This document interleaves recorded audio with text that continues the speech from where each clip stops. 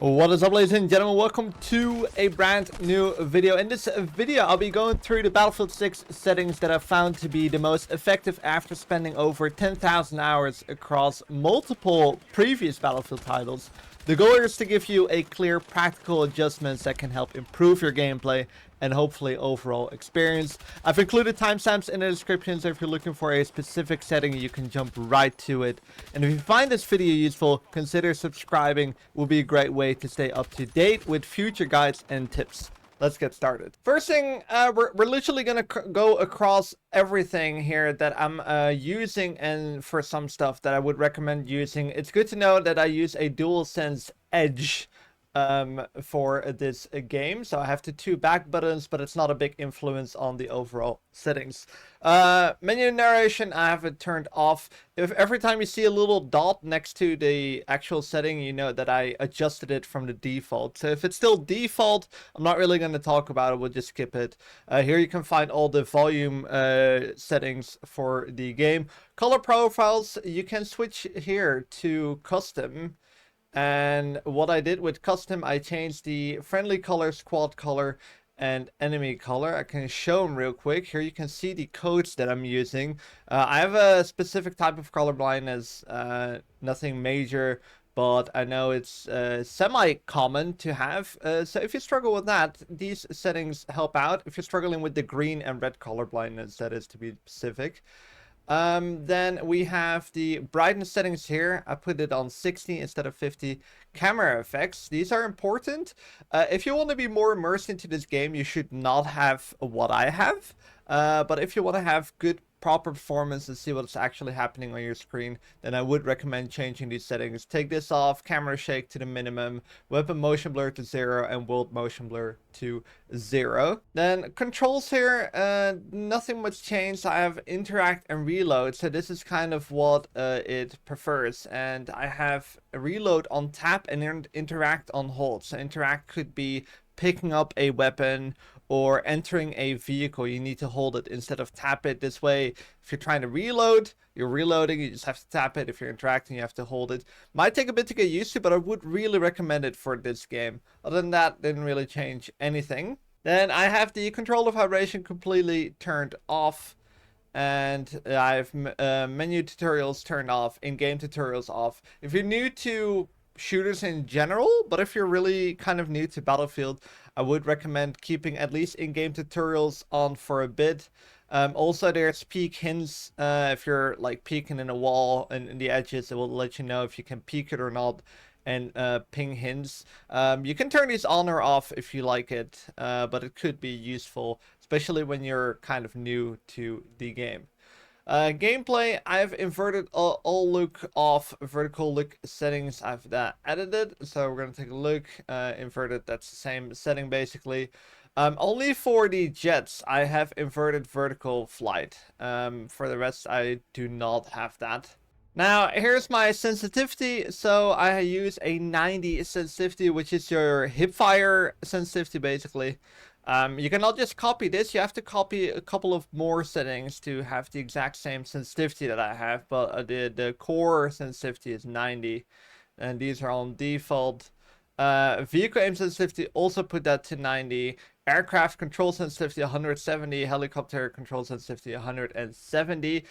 You can really copy this sensitivity to this. I would recommend having a high helicopter and aircraft sensitivity, so you can be a little bit faster. Aircrafts overall move quite slow, so if this is faster, you can respond to things a little bit quicker. I used to play a lot of Battlefield 5. Here you can change to previous Battlefields. If you're not used to any previous Battlefields, I would just leave it to standard. If you're coming from Battlefield 5 or 2042, you can put this input curve to that. Vehicle aim assist zoom snap, I have that turned to complete 0. Then infantry aim assist, I put this to 100, and the slowdown, I put that to 70. Battlefield 2042, here's the input for the zoom aim. Basically the same thing as here, it's the input. Put it to 2042, and Battlefield 5 aim assist zoom snap, I put this completely off. I would really recommend turning this off. It basically takes control over aim completely. And it doesn't really help you to gain muscle memory. So if you want to get better at the game over the long term, turn this off. It will really help you. It might be a little bit of a pain in the beginning, but it will really help you quickly. Again, put the input curve to 2042/Battlefield 5. Vehicle aim assist, put that to 100, and here's the input curve again, 2042, Battlefield 5.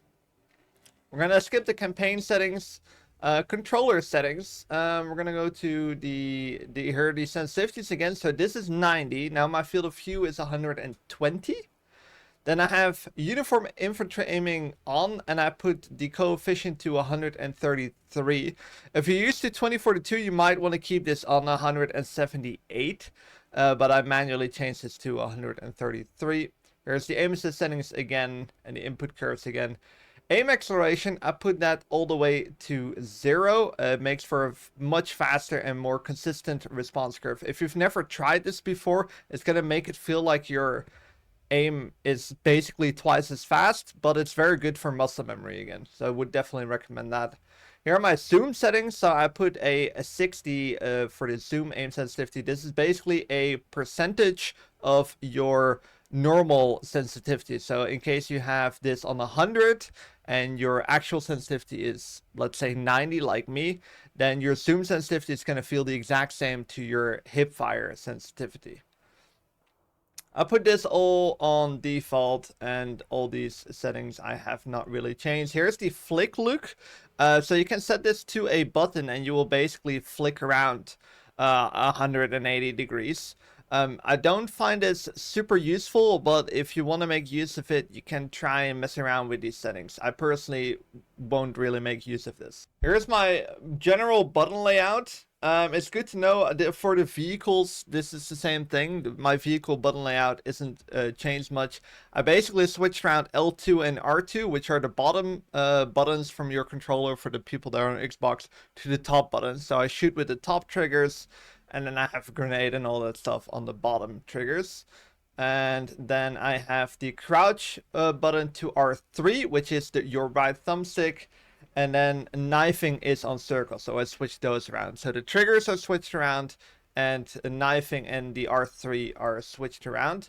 For vehicles, I don't want to go across all the vehicle button layout settings, because the main thing I changed, deploy bipod mount, I'll put that to circle as well. Now for the controller button layouts, what I basically did is I did the exact same thing as I did for the infantry controller mapping. I basically switched R2 and R1 around for every single setting. So that's the same for ground vehicles, transport vehicles, aircrafts, and helicopters. Then we go to controller tuning, which again, controller vibration is off. These are the Deadzones that I used on Battlefield 5 and 2042. I think these are the default Battlefield 5 Deadzones. You can lower these. These are actually quite high, but it's something I'm used to, and I think it's actually quite good. It also makes your controllers last a little bit longer. The lower your Deadzone is, the faster you're going to experience stick drift. So I have 13 for the center Deadzone and 15 for the axial Deadzone. And I put that on the right stick and the left stick. Of course, the left stick doesn't matter as much. And here you have all the default settings that I didn't change at all. Now we're going over to the graphics. So I have the performance mode turned on. Especially when you go play a campaign, I would recommend turning this off. Even though I think this is only applying to the multiplayer, but I'm not 100% sure. Sharpness is set to 70. And here we have the same settings we already went over. Turn all these off if you want to have better performance. Advanced HUD settings, you will find my minimap settings here. I have the minimap size on medium with the minimap background opacity on 100. I didn't change anything else here, as you can see. And that will basically be it. Here you can find the audio settings. These are more advanced than what you could find at the accessibility, so you can change the music and your voice chat and all those little volumes if you want to change them to something lower. I'll probably consider lowering the music volume to like 50 or something, but we'll have those on 100 yet. Probably will mess around with that. And then there's nothing too much interested in the system settings and the extras. So that's basically it. Hopefully this was useful. Oh, here you can also find the creator settings for the system if you want to go on streamer mode. This basically makes you makes the online IDs of other players different, so you won't recognize players on enemy team, and this will make your gamer tag appear different. So people in the server will not recognize you. This is specifically for streamers, or if you just don't want to go recognized by friends or whatever. So that's basically that. Let me know if this video was useful. Thank you guys for watching, and I hope to see you in the next video.